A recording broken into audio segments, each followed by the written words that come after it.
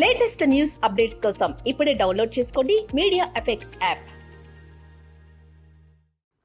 రాష్ట్ర మంత్రివర్గం నిన్న సమావేశంలో 3 విశ్వవిద్యాలయాలకు పేర్లు పెట్టాలని నిర్ణయం చేసింది. తెలుగు విశ్వవిద్యాలయానికి సురవరం ప్రతాపరెడ్డి పేరు, అలాగే కోటిలో ఉన్న ఉమెన్స్ కాలేజీని యూనివర్సిటీగా మార్చి ఐలమ్మ, సహకారి ఐలమ్మగా, కమ్యూనిస్ట్ ఐలమ్మగా సుప్రసిద్ధిగాంచిన ఆమె పేరు పెట్టాలని, అలాగే కొండా లక్ష్మణ్ గారి పేరు మరొక విశ్వవిద్యాలయానికి పెట్టాలని నిర్ణయం చేశారు.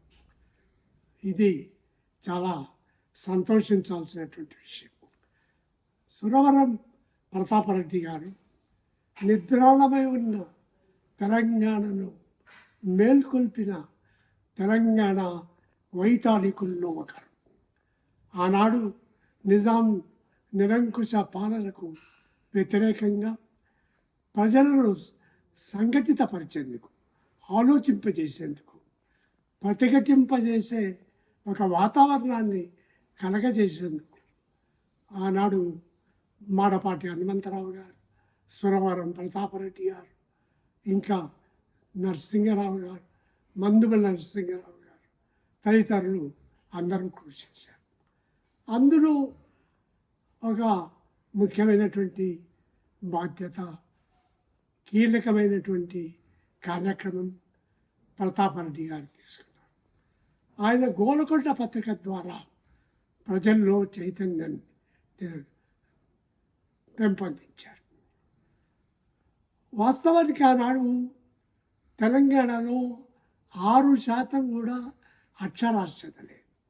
అందులో పత్రికలు చదివేటువంటి వారు ఇంకా చాలా తక్కువ. గోల్కొండ పత్రిక అర్ధవార పత్రికగా, వారానికి 2 సార్లు మాత్రమే వచ్చే పత్రికగా ఉండేది. అయినప్పటికీ అనేక గ్రామాలకు పోస్టు ద్వారా ఆలస్యంగా పత్రిక చేయాలి. ఈ పత్రికలో తెలంగాణలో జరుగుతున్నటువంటి అనేక విషయాలు, నిజాం నిరంకుశ పాలన, అధికారుల దుర్నీతి, అవినీతి, వీటన్నింటి మీద ఆ పత్రికలో చాలా ధైర్యంగా ప్రతాపరెడ్డి గారు రాసేవారు. ఆయన సంపాదకీయాలు చురకత్తులు లాంటివి. అలాగే ఆయన చరిత్రకారుడు, పరిశోధకుడు. ఆంధ్రుల సాంఘిక చరిత్ర, ఆంధ్రుల్లో అంటే తెలుగు ప్రజలు గత 1000 సంవత్సరాల కాలంగా ఎవరు రాజ్యం చేశారు అనేది కాకుండా మన ప్రజలు వేష భాషలు, వారు వేసుకునేటువంటి ఆభరణాలు, ఆనాటి అలవాట్లు, ఆచారాలు, వీటన్నింటి గురించి ఈ పరిశోధన చేసి ఆ పరిశోధన ద్వారా ఒక మంచి గ్రంథం ఆంధ్రుల సాంఘిక చరిత్ర రచించారు. దానికి కేంద్ర సాహిత్య అకాడమీ మొదటి అవార్డు ప్రతాపరెడ్డి గారికి ఇచ్చారు. అయితే అప్పటికి ఆయన స్వర్గస్థులయ్యారు.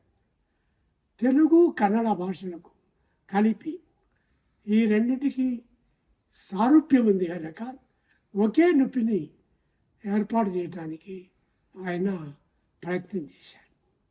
ఆయన రచనల్లో ప్రతాపరెడ్డి కథలు ఆనాటి అధికారుల అన్యాయాలు, దౌర్జన్యాలు, వీటన్నింటినీ ఎక్స్పోజ్ చేసేటువంటి ఆయన రాసినటువంటి ఇతర రచనల్లో హిందువుల పండగలు, హైందవ ధర్మవీరులు, అలాగే ఇతర కవిత్వాలు, ఇవన్నీ కూడా చాలా కీలకమైనవి.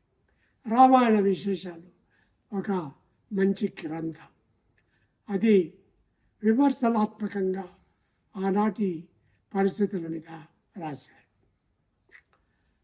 తెలుగు విశ్వవిద్యాలయానికి ఆయన పేరు పెట్టడం అనేది చాలా సంతోషకరమైన విషయం.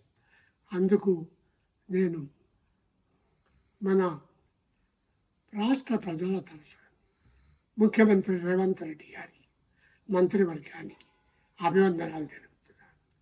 ఇందులో గత అనేక సంవత్సరాల నుంచి ప్రయత్నం చేసినటువంటి ఇతర పెద్దలు ఉన్నారు. ఇందులో మంత్రులు ఆనాటి బీఆర్ఎస్ ప్రభుత్వ మంత్రులు నిరంజన్ రెడ్డి గారు, శ్రీనివాస్ గౌడ్ గారు, వీరు కేసీఆర్ గారితో దీని గురించి చర్చించారు. కేసీఆర్ స్వయంగా మహబూబ్ నగర్లో ప్రతాపరెడ్డి గారి విగ్రహాన్ని ఆవిష్కరించినప్పుడు ఈ అంశాన్ని ప్రకటించారు కూడా. అయితే అప్పుడు అది సాధ్యం కాలేదు. వారందరికీ కూడా కృతజ్ఞత. అలాగే ఐలమ్మ తెలంగాణ గడ్డ మీద కమ్యూనిస్టులు మట్టిలో నుంచి మహామనుషులను సృష్టించారు. అలాంటి గొప్ప విప్లవకారుని చదువుకోలేదు, ఆమె సాహిత్యం లేదు, కానీ అన్యాయాలకు వ్యతిరేకంగా పోరాటం చేయాలనే సాహసం ఉన్నటువంటి నాయకురాలు. ఆనాడు దొరలకు వ్యతిరేకంగా ఆమె చేసిన పోరాటం చాలా గొప్పది. ఆమె తన రజక వృత్తిని మానేసి రైతుగా మారాలని ప్రయత్నం చేసింది. అయితే సొంత భూమి లేదు కాబట్టి అక్కడ ఉన్న ఒక దొర దగ్గర కొంత భూమిని కౌలుకు తీసుకొని వ్యవసాయం చేస్తే ఆ భూమిని తన పేరుతో రాయించుకొని విసునూరి రామచంద్రారెడ్డి ఆ పంటను ఎత్తుకుపోవాలని ప్రయత్నం చేశారు. ఆమె లొంగలేదు, గుండాలను పంపారు. ఆమె భర్తను కొడుకును ఇద్దరిని తీవ్రంగా హింసించారు. ఆ తర్వాత వారు మరణించారు. అప్పుడు కమ్యూనిస్టు పార్టీ ఆమెకు అండగా నిలబడి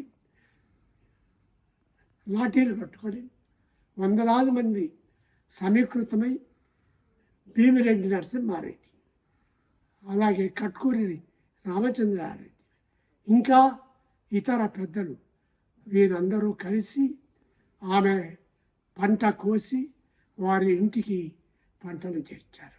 గుండాలు పారిపోయారు. అప్పటి నుండి ఐలమ్మ పేరు దొరలకు కంపం ముట్టించాయి. మట్టిలో నుంచి ఇలాంటి మహామనుషులు రావటం అనేది వారికి ఆనాడు దిగ్భ్రాంతి కలిగించింది.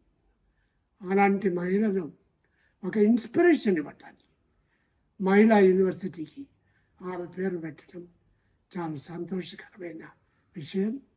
ఆ ప్రతిపాదన ప్రొఫెసర్ ఐలయ్య గారు పెట్టారు.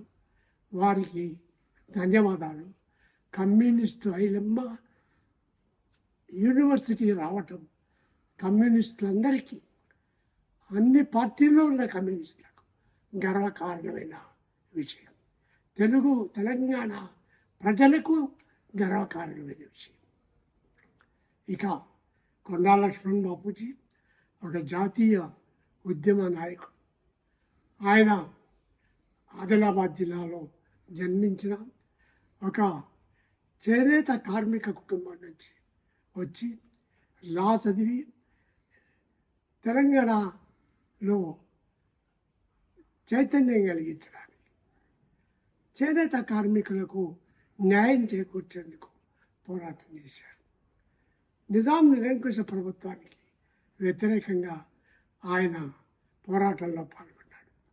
1969లో మొదటిసారి తెలంగాణ ఆందోళన వచ్చినప్పుడు కొండా లక్ష్మణ్ బాపూజీ మంత్రి పదవికి రాజీనామా చేసి అందులో పాల్గొన్నారు.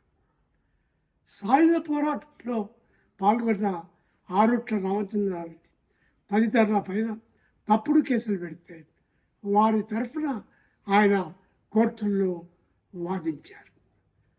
కొండా లక్ష్మణ్ బాపూజీ గారు బలహీన వర్గాల నుంచి వచ్చిన ఒక మహోన్నత నాయకుడు. ఆయన పేరుతో యూనివర్సిటీ రావటం చాలా సంతోషకరమైనటువంటి విషయం. కొత్త ప్రభుత్వం వచ్చిన తర్వాత మరుగున పడిన తెలంగాణ ఆణిముత్యాలను బయటికి తీసే పాత్రలో ఒక భాగంగా గద్దర్ పేరుతో సినిమాల అవార్డులు, కొండా లక్ష్మణ్, ఐలమ్మ, ప్రతాపరెడ్డి తదితరుల పేరుతో యూనివర్సిటీలు ఇవన్నీ రావటం చాలా సంతోషకరమైనటువంటి విషయం. వారందరికీ ముఖ్యంగా ముఖ్యమంత్రి రేవంత్ రెడ్డి గారికి నా ధన్యవాదాలు.